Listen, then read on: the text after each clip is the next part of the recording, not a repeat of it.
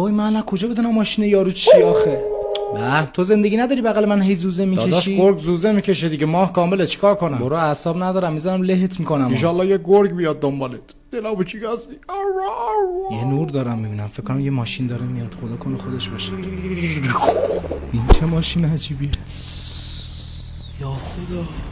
آقا مدل ماشینتون چیه؟ آخه ماشینتون خیلی عجیب و سیاهه. اسم ماشین یه چیز شخصیه. یعنی چی شخصیه؟ مگه شما اسنپ نیستی؟ اسنپم، ولی اسم ماشینم باید یه راز بمونه. من آدم رازداریم، فقط یه اسم بهم بگو. به ماشینم میگن بتموبیل. ماشین بتموبیل من، نه بوق داره نه صندلی. ماشین بتموبیل من، ارزون بی معطلی.